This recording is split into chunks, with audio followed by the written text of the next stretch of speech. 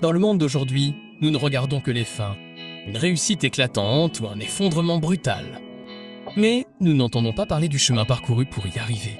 Les nuits tardives, les décisions difficiles, les moments de doute. Dans Entre deux gorgées, nous plongeons au cœur des histoires brutes et sans filtre de ce que ces chefs d'entreprise et dirigeants ont traversé et de ce qu'ils sont devenus en cours de route. Alors, prenez une chaise, servez-vous une tasse et rejoignez-nous. Nous ne faisons que commencer.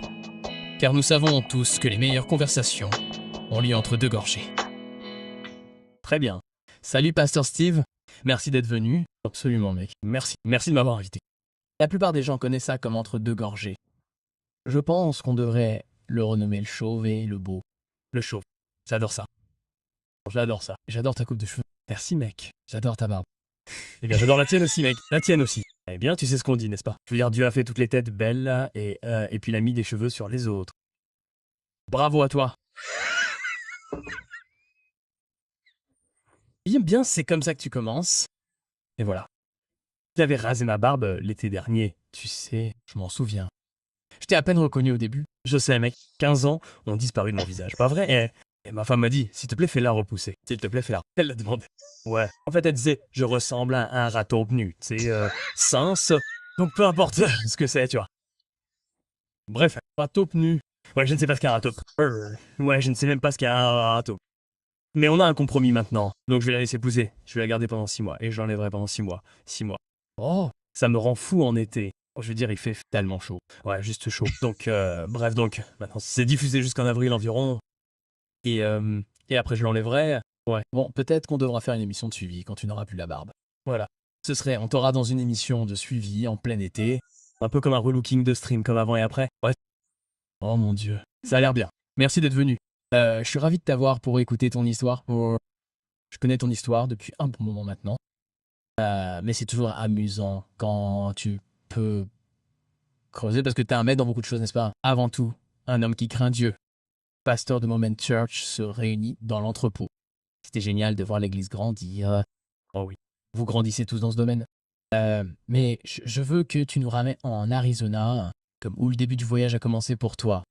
Qu'est-ce qui m'a amené ici? Ouais, je veux apprendre à connaître le vrai pasteur Steve. Hein. Tu es là pour entendre les histoires de guerre. Eh bien, cool, mec. Donc, avant que tu fondes cette église, ça fait combien de temps qu'elle existe? Comme 8 ans. Eh bien, nous sommes arrivés ici en 2015 et nous avons commencé en 2015. Mais nous avions un nom d'église différent. Ouais. Et notre mission était un peu différente de ce qu'elle est maintenant. Et donc, environ 2 ans plus tard, 2 ans et demi plus tard, nous avons dû tout recommencer. Donc, nous avons changé de nom, nous avons déménagé. Donc, c'est notre 3e emplacement où nous étions. Ouais. Vous savez, c'était un voyage de fou. D'où as-tu déménagé? En dehors de l'Arizona. Ouais. J'ai déménagé ici depuis le Tennessee, c'est ça. C'est ce que je pensais. Alors, j'ai changé un chapeau de cow-boy contre de la crème solaire. Vous voyez le truc de David Croquette. J'adore ça.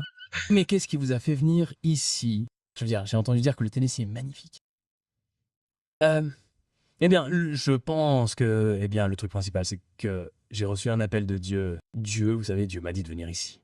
Mais en réalité, le point crucial, c'était 2 choses. Premièrement, j'ai reconnu que à travers un voyage et des conversations, j'étais appelé à être un implanteur d'église. Mais l'autre chose aussi, c'est que j'ai regardé des statistiques spirituelles de Phoenix Metro. Oh non. Et quand j'ai vu ces statistiques, ça m'a vraiment brisé le cœur. Et je me suis senti comme un fardeau. Je n'arrivais tout simplement pas à surmonter ce fardeau de devoir venir et de faire partie de ce changement. Vous dites Phoenix, n'est-ce pas? Parce que je suis né à Glendale et que je vis à Poria, donc vous dites que ces villes sont bien. Elles étaient. Exactement. Elles sont super spirituelles. Je plaisante. Juste la métropole de Phoenix, n'est-ce pas? Et j'ai vu les statistiques. Je me suis dit, waouh, nous y voilà. Ouais, nous y voilà. C'est intéressant. Mais avant ça, j'étais dans le Tennessee et j'avais été pasteur de quelques églises là-bas.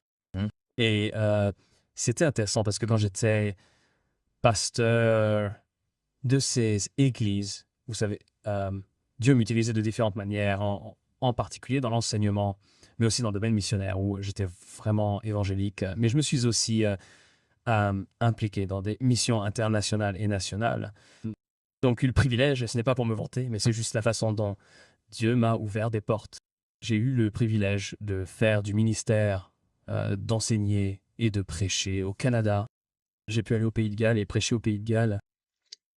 Et puis, comment était-il en gros? Parce que j'ai des notions du Canada. J'ai des amis, vous savez, quand j'étais petit, ils venaient du Canada. À l'église où j'étais, ils ont déménagé du Canada, ils ont aidé le pasteur, ils avaient des enfants, vous savez, ils ont aidé le pasteur de l'église où nous étions à l'époque, le programme pour les jeunes. Et ils avaient aussi des enfants. Et donc j'ai appris à connaître le Canada à travers leur regard. Mais comment c'était à travers votre regard? Parce que ça a dû être un grand choc culturel? Pas tellement. Eh bien, vous savez, culturellement, ce n'est pas si différent. Je veux dire, vous savez, l'Amérique du Nord, à peu près. Mais le côté spirituel, absolument. Le Canada est fondamentalement un pays spirituellement mort. Malheureusement. Vous savez, ils ont des églises, hein, mais il n'y a pas vraiment de spiritualité là-bas. Et je n'ai probablement même pas beaucoup de religion. Mais quand nous y sommes allés et que je faisais du travail d'évangélisation, c'était fou de voir combien de personnes n'avaient jamais entendu parler du nom de Jésus. Beaucoup. Et puis, c'était juste des gens, ils étaient juste, je ne sais pas, je dirais juste un peu froids, spirituellement froids. Pas nécessairement spirituellement morts, mais définitivement froids. Euh, donc ouais, c'était une expérience assez intéressante. Donc j'y suis allé en fait. Nous aidions en fait 2 églises à s'implanter quand j'y suis allé en voyage missionnaire. Et ce qui m'a amené à penser que c'était probablement l'étincelle qui m'a amené ici. Je ne le savais pas à l'époque.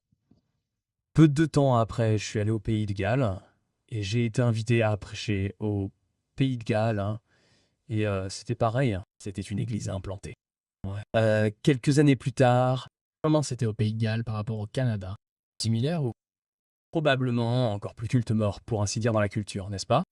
C'était un ludafisk. Ils n'ont pas comme un poisson là-bas appelé un ludafisk. Je n'ai jamais entendu parler d'un. Oh, je ne sais. C'est une sorte de plat de poisson. Ah, c'est comme un crustacé ou quelque chose comme ça? Non, c'est une façon dont ils le préparent. Ils aiment. Je ne sais pas si c'est eux ou d'autres pays là-bas, mais je me souviens avoir vu certains épisodes et je me suis dit, oh ouais, ça a l'air affreux. Oh, je n'en avais jamais entendu parler. Mais la culture était vraiment très amusante. Ouais.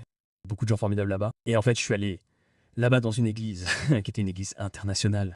Et donc, il y avait des gens du monde entier. Oh waouh. Aller à cette église. Et vous savez, était-ce chrétien non confessionnel? Était-ce une confession particulière? C'était non confessionnel.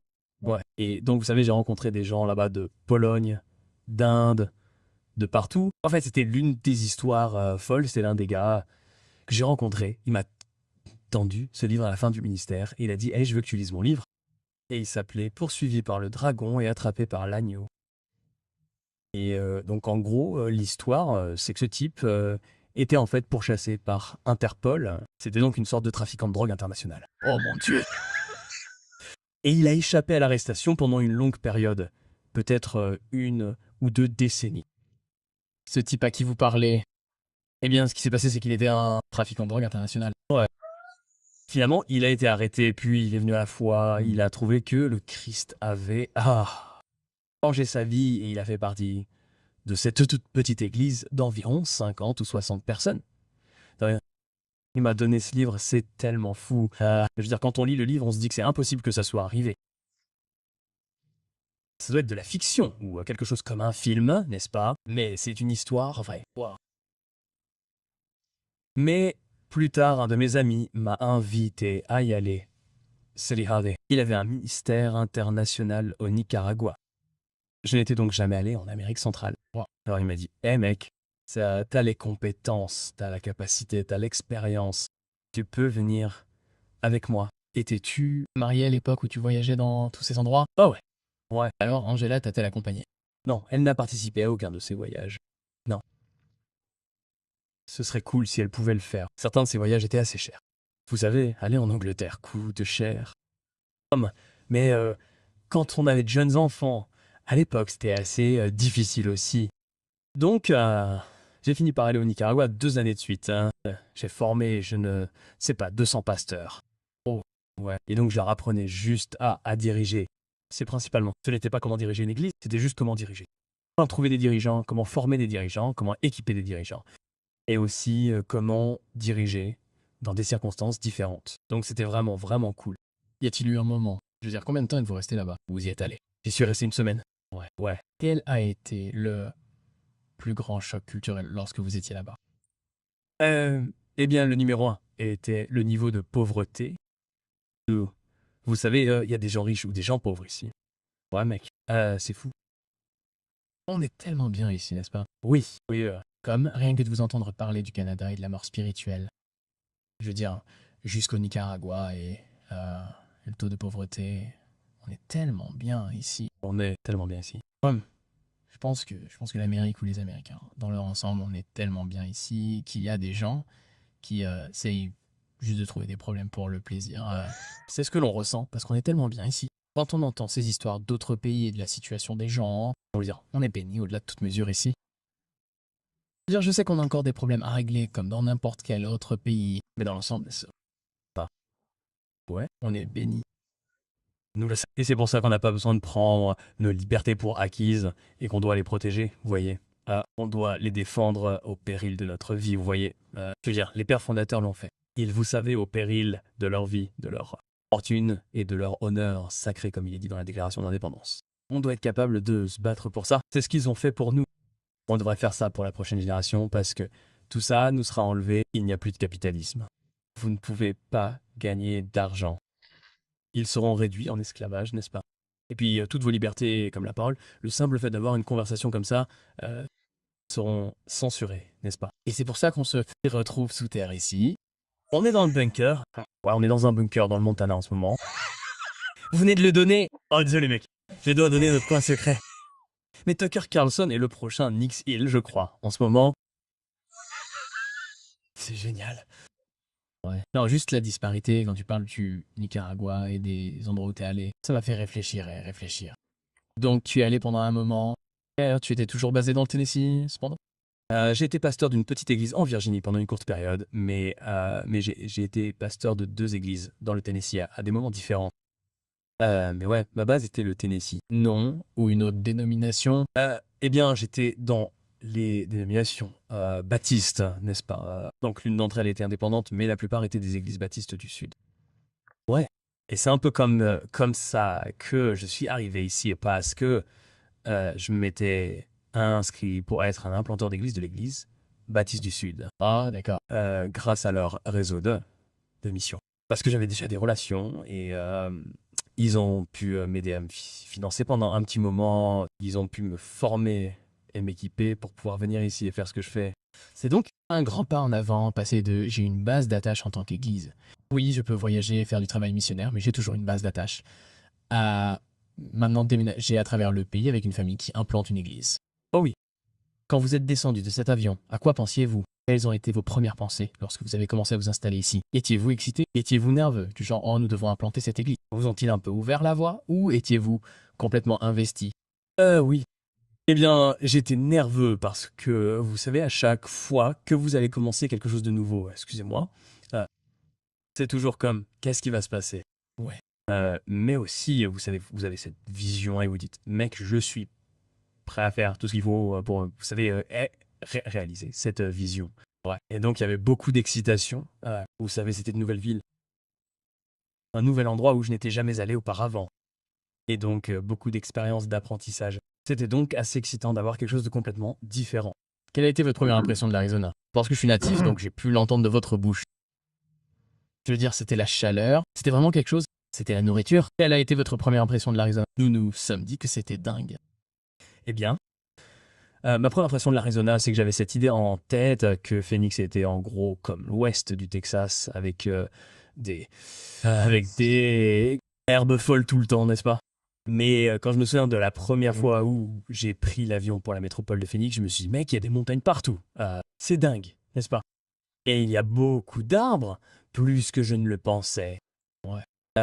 J'aime la culture. Une des choses que j'ai aimé quand je suis arrivé ici, c'était les gens. Les gens n'étaient pas des bonbons. Ils ne faisaient pas semblant d'être quelqu'un. Ils ne tournaient pas autour du pot, comme s'ils mettaient 5 minutes à expliquer quelque chose qui prend 30 secondes. Ouais. Et c'est ce qu'on a dans le sud, n'est-ce pas? Toutes ces choses. Et j'aime juste que les gens soient juste réels. Il n'y avait pas de phrase du genre « Oh, que Dieu les bénisse ». Non, il n'y avait rien de tout ça. Et aussi, vous savez, j'avais beaucoup de sudisme. Et donc devoir en briser certains, parce que même quand j'ai prêché avant, et juste un peu à l'improviste, je vais dire un sudisme, et puis les gens vont me regarder. C'est presque comme, vous savez, les grillons ou le cerf dans la tête, comme de quoi il parle, n'est-ce pas? Qu'est-ce que c'est que t'entends de cela? Je dois savoir parce que je veux voir si je vais les reconnaître ou pas. Oh mec. Je ne sais pas. C'est comme appeler une bouilloire noire. Ouais. Vous en connaissez un, n'est-ce pas? Il y a tellement de sudisme que les gens utilisent dans le sud parce que c'est tellement métaphorique. Et puis ici, les gens ne sont pas habitués à ça et tellement littéral ici. Ouais. Et donc j'ai vraiment dû vraiment changer ma façon de prêcher aussi, même la façon dont vous savez, je parle des choses. Et donc, mais c'était plutôt cool. Mais pour en revenir à la chaleur, j'ai grandi la première moitié de mon enfance dans le sud de la Floride, près de Miami, parce que mon père était originaire de Miami. Ouais. Et j'y ai vécu pendant environ 9 ans. Et puis, on a déménagé dans le Tennessee, tu vois, c'était comme si pendant 7 mois, il a toujours fait froid. Ouais. Et il faisait 40 degrés, et j'étais en train de mourir de froid, n'est-ce pas? Mes oreilles devenaient bleues, et je ne sentais plus mes orteils. Et on était dans les montagnes, les Smoky Mountains du Tennessee pendant plusieurs années. Et j'ai prié Dieu pendant environ 8 ans.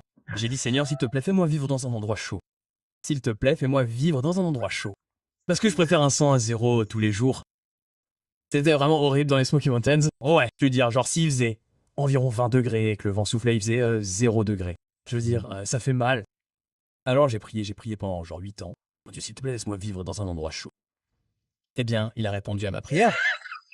Donc je ne me plains pas. On va en Arizona.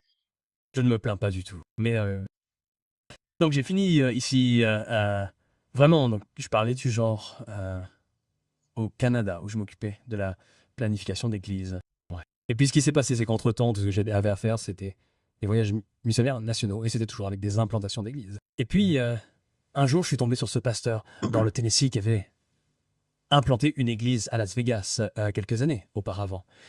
Oh, wow. Et il a déménagé dans le Tennessee et était pasteur d'une grande église. Et donc nous étions assis en train de déjeuner et il m'a dit, mec, as-tu déjà pensé à la planification d'église? Et j'ai dit, non. Il a répondu, eh bien tu es fait pour ça. Et j'ai dit, qu'est-ce que tu veux dire? Et il a répondu, eh bien tu as une formation d'entrepreneur. Si j'ai créé 4 ou 5 entreprises avant le ministère. Et donc il a commencé à me parler. Ouais. Et il a dit, tu es fait pour ça. Et donc c'était vraiment la goutte d'eau qui a fait déborder le vase, pour ainsi dire. Un autre scénisme, n'est-ce pas? Ouais.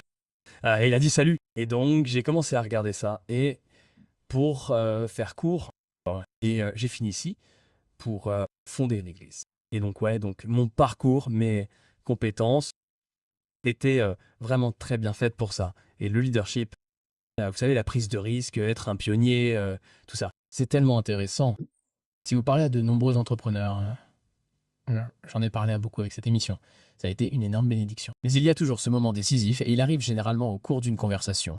Oh oui. Alors on se dit, oh oui, je peux le faire. Comme vous venez de le décrire, il a posé la question, et je vois cette qualité en toi. Vous vous dites, oh d'accord, je peux le faire. Pour moi, c'était comme l'un de mes mentors en affaires à mon poste actuel. Il était le vice-président, je crois, et il m'a regardé en me disant, qu'est-ce que tu fais ici? C'était comme si je travaillais. Il m'a dit, mais qu'est-ce que tu fais ici? Tu vas t'ennuyer. C'est comme si je ne m'ennuyais pas. C'est génial. Nous construisons une équipe. Nous développons une entreprise. J'étais en interne, n'est-ce pas? J'étais en interne dans une organisation de soins de santé. Je m'occupais de tout le marketing et développement commercial. Et il a dit, non, t'es fait pour être un entrepreneur. Moi, j'ai dit, c'est impossible. Parce que toute ma vie, mec, si tu te demandes à mes professeurs, j'étais tellement coincé. Genre, t'es un type A. Comme si je devais suivre les règles. Hein. Ok, après le lycée, tu dois aller à l'université, tu dois faire ça. Et tout ça, et j'en suis reconnaissant. Mais nulle part dans ce vocabulaire, le mot entrepreneur n'a été prononcé. Pour moi, entrepreneur, c'était comme, tu sais, c'était pas comme un gros mot, mais c'était comme un mot du genre, oh, ils sont juste libres, tu sais, ils sont libres de faire leur truc. Comme si tu étais censé suivre la structure de l'entreprise. Tu es censé obtenir un diplôme universitaire et gravir les échelons. La sécurité. Ouais. Et puis c'était drôle, c'était environ 1 an plus tard. J'avais l'impression, oh, j'avais gravi les échelons et je me suis dit, je suis dans le mauvais bâtiment. Alors je suis retourné lui parler. Il m'a dit, je t'avais dit que t'allais t'ennuyer. Je me suis dit que je ne m'ennuyais pas. J'adore l'entreprise ici. J'adore la mission. Mais oui, j'ai toujours faim. Et il m'a dit, ouais, t'es un entrepreneur. Et donc j'aime ça. Parce qu'il n'y avait pas vraiment de défi. Donc j'ai vraiment dû creuser et assimiler ça. Et je me suis dit, mec, j'aurais aimé apprendre ça plus tôt. Ah ouais. Mais c'est drôle comme ces moments décisifs arrivent généralement dans les conversations, n'est-ce pas? Il y a une sorte de conversation qui déclenche tout ça. Et puis, si vous êtes un entrepreneur ou vous êtes fait pour diriger ou quoi que ce soit, vous vous retrouvez généralement dans une sorte de terrier de lapin. D'accord. Jusqu'à ce que vous trouviez la solution, n'est-ce pas? C'est cool que ça vous soit arrivé comme ça dans le Tennessee aussi. Ouais, ce n'était même pas sur mon radar. Exactement.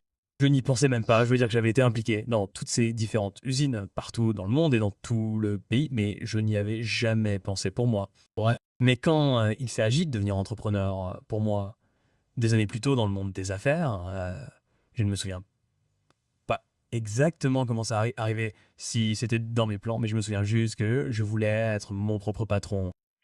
Ouais. J'avais travaillé pour différentes entreprises. Et je déteste dire ça à l'antenne ici, mais j'ai littéralement, avant d'entrer dans le ministère, j'ai eu, je crois, 35 emplois. Oh, wow. Et je veux dire, ce sont tous des types d'industries différents. Ouais. Mais ce qui s'est passé, c'est que pour moi, je me suis ennuyé. Quel a été le travail le plus bizarre que vous ayez eu? Le travail le plus bizarre. Je veux dire 35 employés, il doit y avoir un travail bizarre sur lequel on se retourne et on se dit « Oh, c'est une période intéressante. Hein. » Oh ouais, un travail bizarre, mec. Peut-être pas. Peut-être que bizarre n'est pas le bon mot. Je pense juste à quelque chose comme, je ne sais pas. Genre, je travaille dans un bar à smoothies à l'intérieur d'une salle de sport. Et on voit des trucs bizarres dans une salle de sport. Pas genre, les gens viennent te raconter ta vie comme si t'étais barman. Moi, je fais juste des smoothies, pas vrai? Genre, je ne veux pas savoir. Genre, j'étais à l'université, je n'ai aucun conseil à te donner. Tu veux que je te donne des conseils sur la femme? Je ne suis même pas mal. Genre, voilà ton smoothie fraise banane avec des protéines. Genre, au revoir. Mais je veux dire, ouais, au cours de ton histoire, t'as eu des boulots auxquels tu réfléchis comme ça et tu te dis c'était une période intéressante. Eh bien, c'est drôle que t'aies mentionné ça. Et ça va probablement vous choquer, mais vous parliez de barman. Mais en fait, j'étais barman. Vraiment? Quand j'étais à l'université, Quelle était votre boisson préférée? Aimiez-vous servir des whisky, des bières à l'ancienne, juste de la bière comme vous aimiez ça? Quel était votre bar?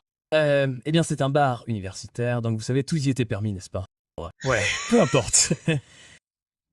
Bière bon marché, des shots. Ouais, voilà. Je n'avais pas vraiment de contrat spécial. Je veux dire, je l'ai fait à l'époque parce que je n'avais pas de voiture. Donc je devais marcher, vous savez, j'habitais à 3 ou 4 pâtés de maison. Donc, mais à cette époque, être barman c'était bien payé. C'est ça, je veux dire. Je me faisais de sacrés pourboires, n'est-ce pas? Hein? Wow. Mais ouais, c'était une époque de folie. Barman, globetrotter, implanteur d'église. Je vois où ça va nous mener, chef d'entreprise, n'est-ce pas? Je vois où ça nous mène. Ouais, c'est génial. Eh bien, vous savez, parfois vous avez des boulots où vous savez, vous travaillez juste ici et là. Vous faites ces boulots parce que ça paye les factures. Et à ce moment-là, vous savez, c'est la seule opportunité à ce moment-là. Alors vous la saisissez. Et vous savez, quand vous êtes à l'université, vous vous dites, mec, je fais tout ce que je peux pour payer le loyer. Quelle qualité sous-estimée, très rapidement? Parce que ce n'est pas quelque chose que nous observons ces derniers temps dans les tendances chez les employés ou les nouveaux demandeurs d'emploi. Nous commençons à voir la tendance revenir. Mais il y avait un écart étrange où les gens ne voulaient pas faire un travail pour ça, faire un travail pour gagner de l'argent. Ils devaient se demander si ce travail les passionnait. Oh. Et il n'y a rien de mal à poursuivre dans cette voie, mais j'adore la citation de Charlie Kirk où il dit « Hey, tu ne vas pas te passionner pour quelque chose dans lequel tu es nul. » N'est-ce pas? Alors découvre ce dans quoi tu es bon et la passion suivra. Ouais. Une citation tellement cruciale. Et je suis content que tu aies soulevé ce point parce que nous avons tous eu des emplois où nous devions juste nous mettre au travail et faire le travail. J'avais un emploi où je devais adresser toutes les cartes d'anniversaire pour un cabinet d'ophtalmologue. Il avait plus de 12 000 à 13 000 patients. Oh mon Dieu.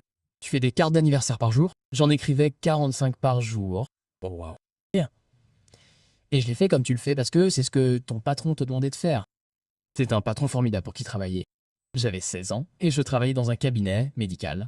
C'était un travail formidable. Alors, s'il me demandait d'adresser des cartes d'anniversaire comme si c'était ce que tu fais, n'est-ce pas? Et puis, c'est drôle parce qu'en vieillit, je vois la sagesse là-dedans quand il adresse et signe à la main toutes les cartes d'anniversaire de ses patients. Ça fait beaucoup de cartes d'anniversaire. Mais qu'est-ce que ça fait en tant que patient de savoir que son médecin regarde littéralement son dossier, n'est-ce pas? Pour ainsi dire. Et donc, vous voyez la sagesse là-dedans, mais à 16 ans, alors qu'il était un professionnel des affaires depuis 10 ans. Mais cette qualité, je voulais juste insister là-dessus parce que je suis content que ça revienne à un moment où les gens n'ont pas peur de travailler, juste travailler, et de faire du bon travail. Et je veux dire, nous sommes appelés à travailler comme si nous travaillons pour le Seigneur, pour ainsi dire, n'est-ce pas? Donc, peu importe ce que nous faisons, c'est le cas. Notre travail ne définit pas qui nous sommes. Mais j'aime que tu aies soulevé ce point parce que les tendances reviennent, mais il y avait un décalage étrange où les gens disaient je ne suis pas passionné par ça. Ou ça ne me comble pas, ou je ne ressens pas ceci ou cela. J'ai eu cette conversation et ils ont dit y a-t-il autre chose que je peux faire ici? Genre, comment ça? Autre chose que tu peux faire? On t'a embauché pour faire ce travail. T'as l'impression qu'on t'a menti? C'est du genre non, je n'aime pas ça. D'accord. Ouais. Tu veux que je fasse? Ouais. Bon, tu veux que je personnalise quelque chose pour toi ou On t'a embauché pour faire un travail. T'as l'impression que c'est le travail pour lequel on t'a embauché. Tu ne l'aimes pas? Donc tu n'es peut-être pas fait pour toi, n'est-ce pas? Mais il y avait ce décalage étrange hein, où les gens restaient assis à penser qu'ils pouvaient continuer à tourner en rond ou trouver que c'était comme si, non, il suffisait de se mettre au travail, n'est-ce pas? Faites du bon travail, peu importe. Ce que vous faites juste par intégrité, c'est vrai. et si vous ne voulez pas le faire, alors ne le faites plus par intégrité. Prenez la décision. Vous ne pouvez pas avoir le beurre. Vrai. Eh bien, une partie de ce qui s'est passé avec ça, c'est que les gens, quand ils ont cette mentalité, n'apprennent rien sur la persévérance. Ils n'ont pas l'air de... Ils ne voient pas ça comme ils ne réalisent pas les compétences qu'ils vont acquérir. S'ils abandonnent. Ce que j'allais dire, c'est qu'il y a eu des emplois que j'ai eus où Alvedlimont, l'avantage, ce que je n'aimais vraiment pas, c'est que j'ai découvert ce que je ne voulais pas faire. C'est tellement vrai. Ouais. Je plaisante à ce sujet, mais comme dans le pasteur, mon tout premier pasteur, j'ai appris à ne pas être pasteur. Ouais. Donc vous savez, je fais toutes ces erreurs et je suis, vous savez, dans les décisions, j'apprends le leadership, la direction de bénévole et la direction d'un groupe spirituel, de personnes. Et donc j'ai appris à ne pas être pasteur. Mais même dans le monde séculier, on apprend des choses comme « Ouais, j'ai appris que je ne suis pas bon dans ce domaine. Je n'ai pas besoin de me concentrer là-dessus. » Mais il y a d'autres choses aussi, même dans les emplois pour lesquels vous n'êtes pas très doué ou que vous n'aimez pas. Il y a des compétences que vous pouvez acquérir, comme écouter. Ouais. Comme vous savez faire attention. Servir les gens quand vous ne voulez pas servir les gens. Je veux dire, pour en revenir à tout ce truc de bar, je veux dire, il y a probablement des gens qui se disent « Je ne veux pas servir ce type. Ouais. Il est odieux, n'est-ce pas ?» Mais vous apprenez dans le monde réel qu'il y a des gens difficiles et donc vous apprenez certaines compétences. Et ce qui s'est passé à travers tout ça, Ryan, c'est que j'ai appris pendant cette période de ma vie que je ne voulais pas travailler pour qui que ce soit. Que je voulais être mon propre patron, mais je n'avais pas de capital. Je n'avais pas, vous savez, il y avait des choses qui me manquaient et dont j'avais besoin pour vraiment me lancer et devenir un entrepreneur. Ouais. Mais j'ai réalisé que c'était ce que j'allais faire. Et donc, quand j'ai quitté l'université, assez rapidement, j'ai compris comment créer ma propre entreprise. Qui vous a poussé à aller, au fait? Je suis allé dans une université dans l'Est du Tennessee qui s'appelle l'Université d'État de l'Est du Tennessee, d'accord? J'étais spécialisé en commerce. Donc j'ai obtenu une licence en administration des affaires en marketing. Bien. Donc j'ai obtenu une licence en marketing. Donc ouais, c'est fou. C'est donc là que je suis allé, c'est là que j'ai obtenu mon diplôme de premier cycle. J'ai obtenu mon diplôme d'études supérieures, mon master au séminaire théologique de Sington en Géorgie. Bon, d'accord. Ouais. La question suivante est la suivante. Où est-ce que la théologie entre en jeu? Eh bien, quand Dieu m'a appelé à quitter le monde des affaires, ce qui fait partie intégrante de l'histoire, mais nous pouvons creuser là-dessus si vous voulez rapidement. Absolument, pas de problème. Et je reviendrai au séminaire, mais ce qui s'est passé, c'est que tout le côté spirituel de tout ça commence à devenir vraiment intéressant. Ouais. Donc vous savez, j'étais un entrepreneur. Et en 2001, j'avais 3 entreprises. Oh mon Dieu. Donc, il y avait 2 sociétés de prêt et aussi un journal. Et pas un grand journal. C'était juste un tabloïd local. Comment s'appelait le journal? Il s'appelait Home Hearth and Beyond. Home Hearth and Beyond. Ouais, c'était son nom. Et les couches ne cessent de s'agrandir, mec. J'adore ça. Ouais. Donc, j'étais dans le domaine du prêt, n'est-ce pas? Donc, j'avais de l'expérience dans le domaine du prêt. Et donc, j'avais rencontré ce type qui était en fait un frère de fraternité de l'université, mais il avait 30 ans, de plus que moi. Et donc, il avait beaucoup d'argent. Et j'avais beaucoup d'idées. Donc, il était le capital financier. J'étais un apport de fonds. Et c'est un bon partenariat. Et il a adoré ça. Et donc, on a plutôt bien travaillé ensemble. Et puis, on a gagné beaucoup d'argent. On a fait tomber notre première entreprise. On a atteint le seuil de rentabilité en 7 mois. Avec notre deuxième entreprise, nous avons atteint le seuil de rentabilité en 5 mois. Wow. Et puis, nous avons fini par avoir un de nos clients qui avait un journal. Et il voulait le vendre. Alors, nous l'avons acheté pour une bouchée de pain. C'est génial. Et ouais, et donc Angela, ma femme, venait juste d'obtenir son diplôme universitaire. Et nous l'avons embauchée parce qu'elle a le don de la parole. Et nous l'avons donc embauchée comme vice-présidente du marketing. Tellement gentille. Ouais, ouais. Mais elle est juste câblée comme ça, n'est-ce pas? Elle est câblée pour la vente et ouais, c'est une personne très sociable. Donc de toute façon, nous avions ces entreprises en marche et c'était juste, vous savez, fou et sauvage. Mais ce qui m'est arrivé, Ryan, c'est qu'au milieu de tout ça, Dieu faisait une nouvelle œuvre en moi. Et j'ai réalisé que j'étais arrivé à un point où je courais après l'argent, et pas lui. Mes priorités, vous savez, que j'essaie de construire mon royaume, pas le sien. Et donc, tout ça, ouais, tout ça a commencé à, en fait, toute ma vie était en train d'imploser, n'est-ce pas? Et de toute façon, Dieu dit, je veux que tu t'éloignes de ça. Et donc, il a fait un renouveau spirituel en moi et j'ai quitté 3 entreprises. Wow. Et j'avais 33 ans. Et comment s'est passée cette conversation avec ta femme? Eh bien, ouais. Ouais. Donc, je veux dire que la même semaine où j'ai eu mon renouveau spirituel, c'était la même semaine où elle a été sauvée. Donc, ça a été une transformation totale de notre vie. Ouais. Dieu a sauvé notre mariage. On était au bord du divorce. Vraiment? On était sur le point de divorcer depuis 7 ans et Dieu a radicalement sauvé notre mariage. Wow. Gloire à Dieu. C'était génial. Et donc, ça a changé toute la trajectoire. Donc, j'ai littéralement abandonné ce que j'allais devenir. J'étais à 2 ans de devenir millionnaire. Wow. Et Dieu m'a dit, éloigne-toi de ça. Et puis, vous savez, la prochaine chose que je sais, c'est que je n'arrive même plus à payer mon prêt immobilier. Mais au milieu de tout ça, c'est là que Dieu a commencé à faire tout ce travail en moi et j'ai senti l'appel de Dieu disant, d'accord, je veux que tu prêches et ensuite je veux que tu sois pasteur. Et c'est là que tu as été implanté en Arizona. Non, non, c'était en 2001. Oh wow, encore plus tôt que tout ça. Et puis en 2003, c'est en fait quand je suis devenu pasteur. Et puis je ne suis arrivé ici qu'en 2015. Wow. Donc j'ai eu 12 ans d'expérience dans le ministère pendant lesquels Dieu m'a juste formé et m'a appris des choses. Mais environ 2 ans après, mon premier pasteur, un de mes mentors m'a dit « Eh mec, je pense que tu devrais probablement aller au séminaire. » Et tu sais, et tu n'as pas besoin d'aller au séminaire pour répondre à l'appel de Dieu. Dieu t'appelle à quelque chose, n'est-ce pas? Il t'équipera. Et donc de toute façon, il dit « Je ne pense pas que Dieu va te garder ici. Je pense que tu vas avoir besoin de Dieu, il va probablement te déplacer quelque part. » Et Pendant ce temps, tu pries pour avoir chaud. donc c'est bien. Exactement, exactement. Parce qu'il faisait un froid glacial là où j'étais. Et donc je suis entré au séminaire et tu sais, j'ai juste commencé à suivre des cours. Ouais. Et mais ouais, donc c'est comme ça que je suis allé à l'école et j'ai fait très attention à ça aussi. Je voulais m'assurer que l'école où j'allais n'avait pas une sorte de penchant doctrinal bizarre. Ouais. Et parce que vous savez, vous entendez parler de ça, vous savez, celui-ci et ceci ou celui-là et cela. Et donc je me suis dit, vous savez, je ne veux pas qu'on me colle une étiquette. Ouais. Donc je veux juste apprendre la parole de Dieu et ensuite enseigner la parole de Dieu, n'est-ce pas? Donc ouais.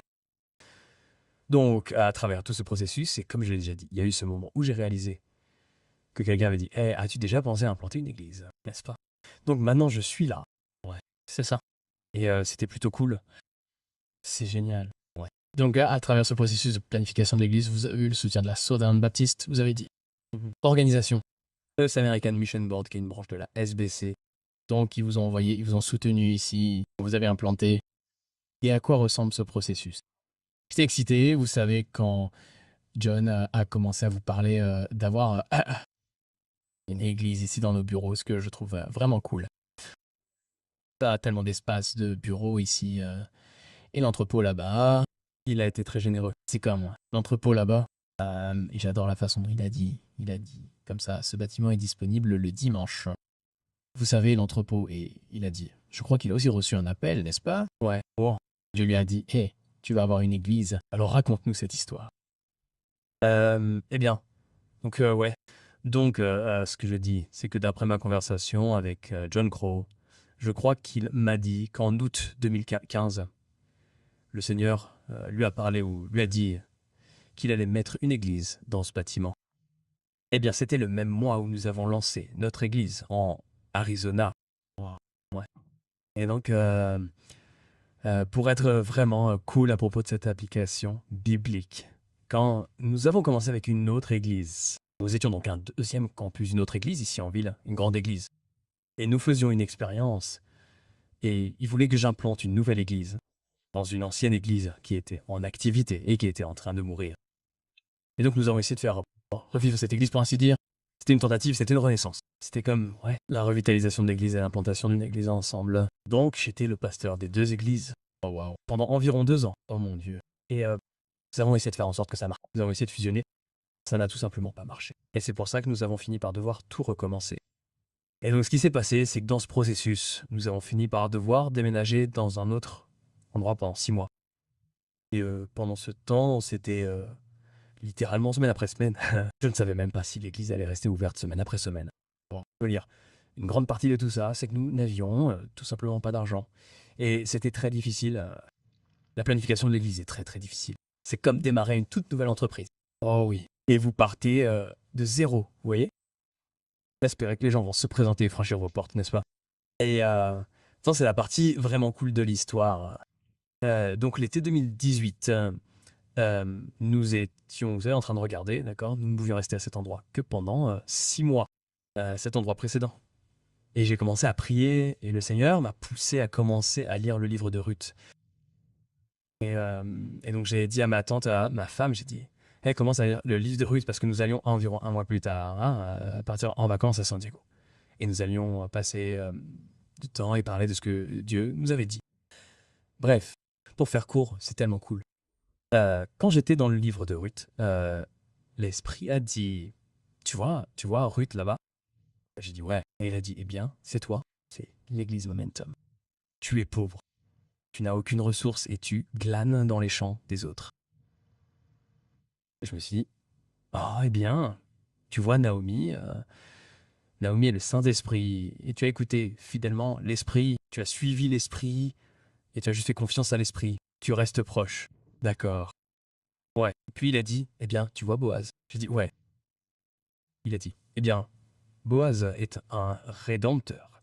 Et Boaz a, en gros, pris Ruth comme épouse et l'a pris sous son aile. Et c'est un riche homme d'affaires. Bref, c'est comme ça que j'ai fini par rencontrer John.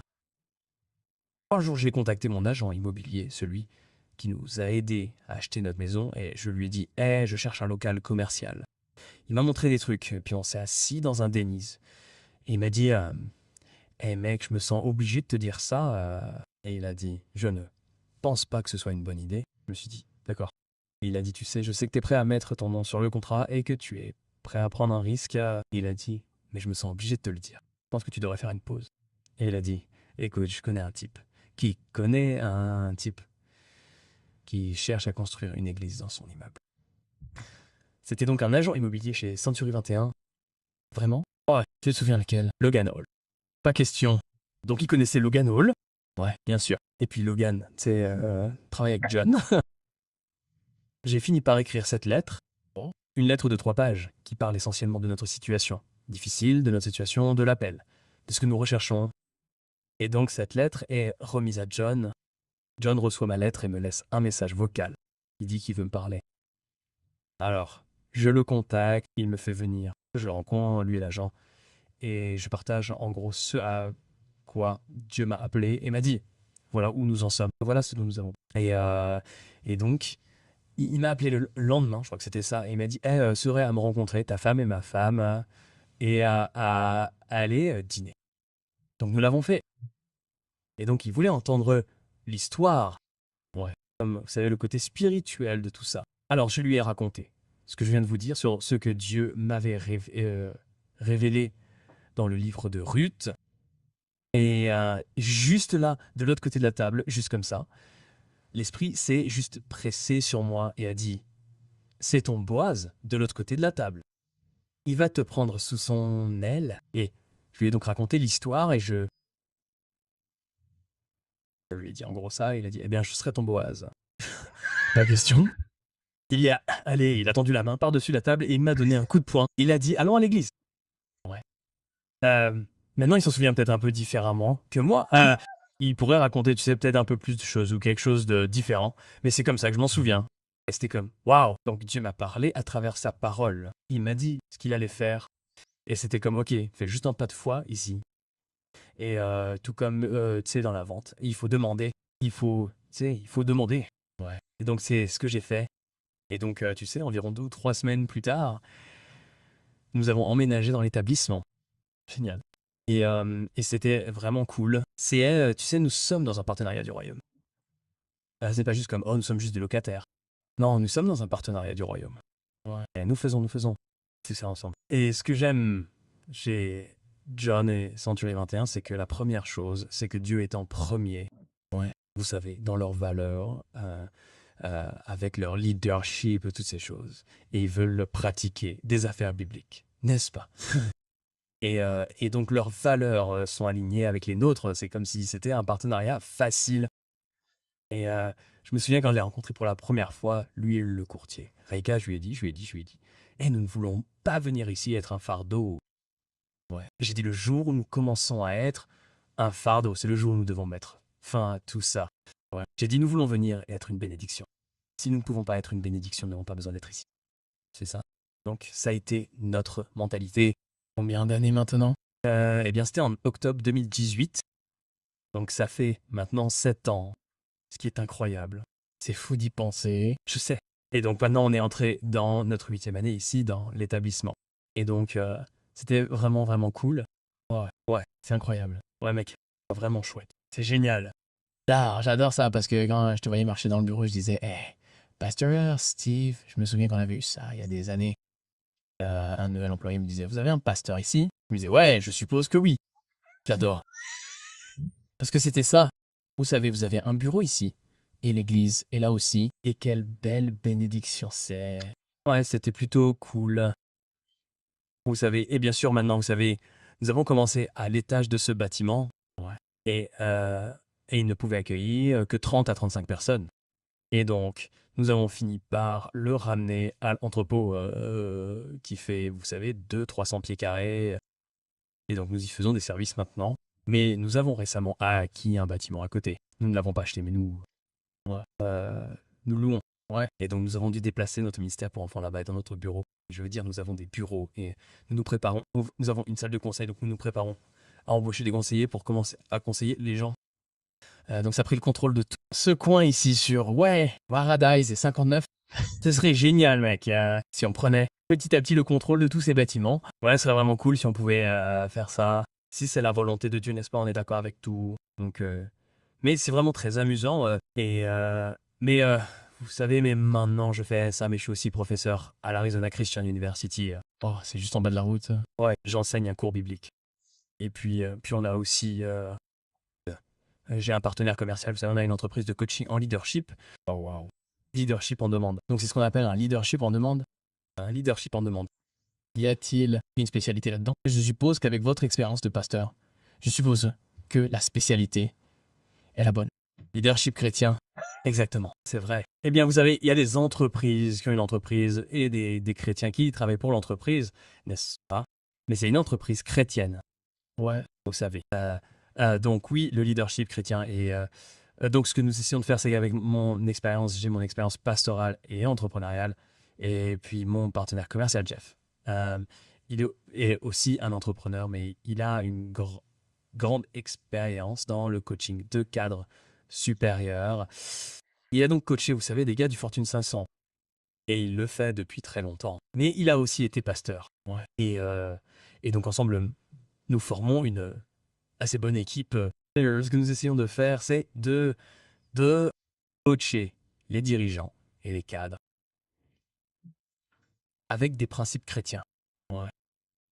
Comme vous le savez, nous utilisons des leçons bibliques et les appliquons au monde des affaires.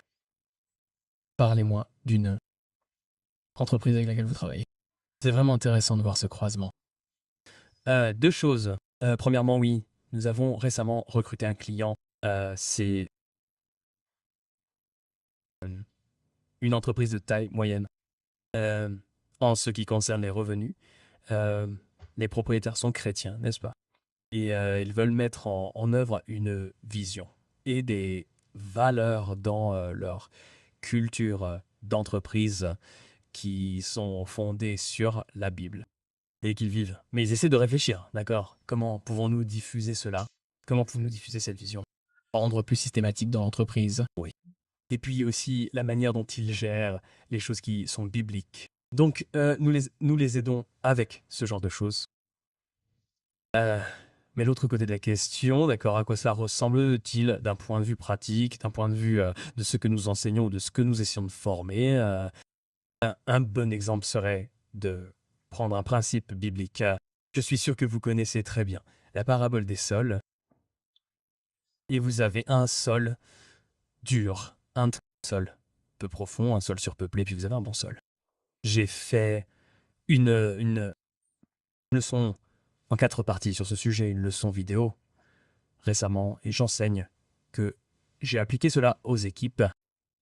Chaque entreprise, beaucoup d'entreprises ont des équipes qui ont des personnes difficiles. Vous savez, des personnes superficielles et des personnes surpeuplées, des personnes distraites. Mais comment cela s'applique-t-il aux équipes?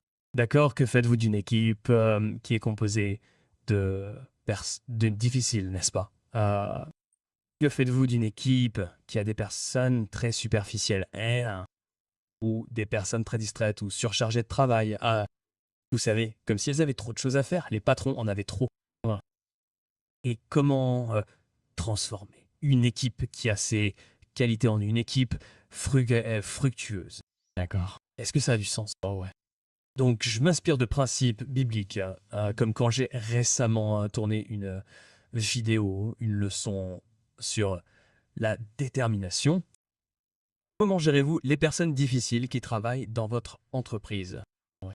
Et que faites-vous de celles que vous devez laisser partir ou avec lesquelles vous devez être très dur? Ouais. Et il y a beaucoup de dirigeants qui ont peur de confronter les gens. Donc, je prends cet exemple biblique dans le premier livre des rois, quand David est sur le point de mourir, le roi David. Et il passe les rênes à Salomon, son fils, et il dit, à David, il dit, voilà 4 ou 5 personnes avec qui tu vas devoir t'occuper immédiatement, et voilà pourquoi. Ouais. Et l'un d'eux est en fait un membre de la famille, n'est-ce pas? Et donc, je tire des leçons de ce genre de la Bible, et puis je me dis, ok, comment cela se présente-t-il dans les affaires? Un autre exemple serait Ryan. L'été dernier, j'ai pris un congé sabbatique de 10 semaines. Les congés sabbatiques sont vraiment typiques. Vous voyez dans l'éducation et vous voyez aussi cela dans le ministère. Ça commence à décliner pour une raison quelconque parmi les pasteurs, vous savez, où les gens ne prennent pas de pause et vous savez, c'est intéressant. Mais le congé sabbatique est basé sur le sabbat. Donc, je commence à travailler sur une leçon qui explique comment cela fonctionne dans le monde de l'entreprise. Et je trouve que dans mes conversations avec certaines personnes, il y a des cadres qui ont besoin de prendre des congés sabbatiques. Ils ont vraiment besoin de faire une pause. Parce que la plupart des entrepreneurs, la plupart des cadres supérieurs sont des bourreaux de travail. Et ils ne s'arrêtent pas. L'autre partie, cependant, est de savoir s'ils peuvent faire une pause. Cela signifie que votre entreprise peut fonctionner sans vous. C'est toujours un autre bon test. Donc, cela sert en quelque sorte à deux fins. Exactement. Voilà. Et donc une partie de cela, une partie de la raison pour laquelle les gens ne le font pas, c'est à cause de l'ego. Parfois, c'est parce qu'ils ont peur. Ils ont beaucoup d'anxiété. Je n'arrive pas à oublier ça. Une partie de cela aussi, c'est qu'ils n'ont pas organisé leur entreprise de manière à ce que, comme le dit la vieille expression, si vous vous faites renverser par un bus, si vous vous faites... Qui va gérer quoi? Ouais. Et donc, je vais très bientôt coacher quelqu'un qui est un cadre et je veux intégrer cela à notre culture. Ouais. Et donc, je dirais que ce serait probablement un avantage si vous avez un cadre supérieur dans une grande entreprise et que vous avez plusieurs cadres supérieurs, plusieurs VE et des trucs comme ça. Et comment intégrez-vous cela dans vos RH, votre personnel, votre régime d'avantages sociaux? Ouais. Que, tous les 5 ans, vous allez prendre 2 mois de congé. Congé. Vous allez vous ressourcer, n'est-ce pas? Et comment faites-vous cela en tant que propriétaire, fondateur, comme vous-même? Quand pouvez-vous réellement prendre une pause pour vous ressourcer? Je vais vous dire une chose, quand j'ai pris cette pause cet été, c'était tellement gratifiant pour moi. La plupart des gens pensent que je suis vraiment parti en vacances. Je n'ai pris qu'une semaine de vacances. Les 9 autres semaines, j'étais concentré sur d'autres choses. Euh, je ne vais pas rentrer dans les détails, mais j'ai appris de grandes leçons. Il y a des cadres qui pourraient bénéficier d'un simple congé sabbatique d'1 mois où ils pourraient juste faire une pause mentale, s'arrêter et ralentir. Vous savez, et du côté spirituel, C'est tellement contraire à la culture d'aujourd'hui, n'est-ce pas? C'est juste du genre à bosser, bosser, bosser, avancer, avancer, avancer. C'est donc intéressant à entendre. les gens veulent vous faire travailler comme des fous. C'est surtout, vous savez, vous avez vos cadres intermédiaires ou autres et ils ont toujours cette performance. Il y a toujours ces indicateurs à atteindre, n'est-ce pas? Mais vous savez probablement ça.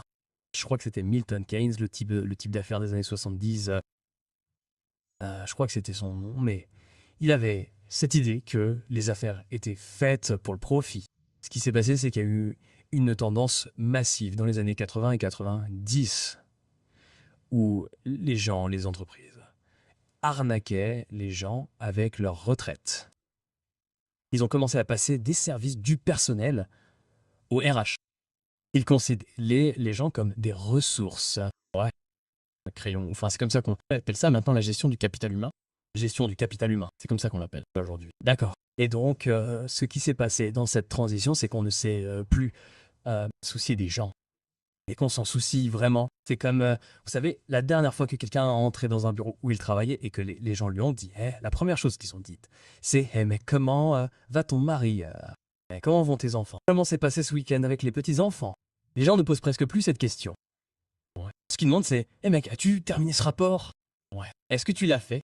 Conclu cette affaire? Ils ne se soucient que du résultat net. Et ce qui s'est passé, c'est qu'il y a eu ce changement de culture et de culture d'entreprise où les gens ne se soucient plus des autres. Ouais. Et donc une partie de tout cela avec les congés de cadre est de récupérer ce principe biblique du repos. Ouais. Parce que ce que nous apprenons, c'est que lorsque nous nous reposons, vraiment, nous nous reposons. Ah oui. Et puis nous devenons plus productifs après avoir vraiment fait de vraies pauses. Et vous devriez le faire un jour par semaine. C'est vrai. Donc ouais, le jour du sabbat devrait être un jour par semaine, n'est-ce pas? Le jour du Seigneur, en tout cas, mais juste en plus de ça, ouais, si les gens ne le font pas, par habitude, par acte d'obéissance, n'est-ce pas? C'est vrai. Au Christ. Ouais. Ensuite, ça s'additionne, et maintenant, vous envisagez ces congés sabbatiques d'1 mois, ce qui, je pense, est une bonne idée. J'aimerais voir comment nous allons peut-être faire un suivi, et comment je veux voir comment cela se passe avec certains de ces clients qui prennent 1 mois. Peut-être que je prendrai 1 mois de congé. Ouais, peut-être. Je ne sais pas. C'est difficile d'y penser en général parce que je ne sais pas si je pourrais prendre 1 mois de congé. Ah ouais. Eh bien, ouais. Le truc, c'est que pour tout type de congé, que ce soit dans le ministère ou autre, il faut s'y préparer. C'est comme le jeûne. On ne peut pas juste, On ne peut pas juste le faire demain. Si vous voulez faire un jeûne, vous devez vous y préparer.